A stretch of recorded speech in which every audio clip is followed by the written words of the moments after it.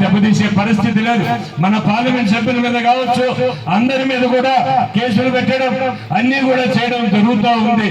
ఈ రోజు నిజంగా ప్రతి వైఎస్ఆర్ కాంగ్రెస్ పార్టీ కార్యకర్త ఎదుర్కొనేదానికి సిద్ధంగా ఉండాలని కూడా మీ అందరికి కూడా తెలియజేస్తూ, ఈ రోజు నిజంగా రాజంపేట అన్నమయ్య జిల్లాలో రాజంపేట పార్లమెంటులో ఈ రాష్ట్రంలోనే రాజంపేట పార్లమెంటు బలంగా ఉంది.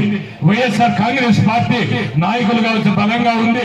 మొన్న ఓడిపోయారు. నిజంగా ఓడిపోయిందంటే కూడా మీరు ఆలోచించి రాష్ట్ర వ్యాప్తంగా కోడు నియోజకవర్గంలో 10,000తో ఓడిపోయాం. రాజంపేటలో మనం గెలిచాం. రాయచోట్లో 2,000తో ఓడిపోయారు. పీలేరు 15,000తో ఓడిపోవడం జరిగింది. అదేవిధంగా మదనపల్లి 2,000తో ఓడిపోయాం. అదేవిధంగా ఈ రాజంపేట నియోజకవర్గంలో ఈ రాష్ట్రంలోనే వైఎస్ఆర్ కాంగ్రెస్ పార్టీ బలంగా ఉంది, నాయకత్వం బలంగా ఉంది. ఇక్కడ ఉండే క్యాడర్ కావచ్చు, పైన నియోజక ఇన్ఛార్జీలు కావచ్చు, పార్లమెంట్ సభ్యులు కావచ్చు, అందరూ సమన్వయంగా ఈ పార్టీని ముందుకు తీసుకుపోతున్నారు.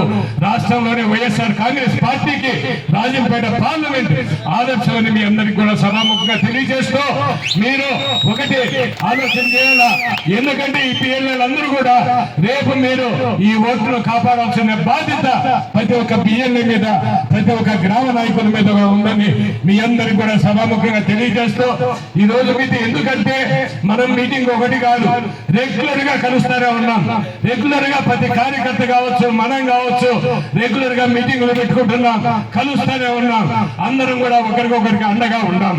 రాజంపేట నియోజకవర్గంలో ఏ కార్యకర్త పైన కూడా చిన్న జరిగినా కూడా అందరం సమన్వయంగా ఎదుర్కొనేదానికి ఎప్పుడు కూడా సిద్ధంగా ఉంటామని మీ అందరికి కూడా సభాముఖంగా తెలియజేస్తూ, ఈ రోజు మీరు ఇచ్చిన ఈ అవకాశానికి మీ అందరికి కూడా పేరు పేరున మరొకసారి నా హృదయపూర్వక నమస్కారాలు తెలియజేస్తూ, జోహార్ వైఎస్ఆర్, జై జగన్.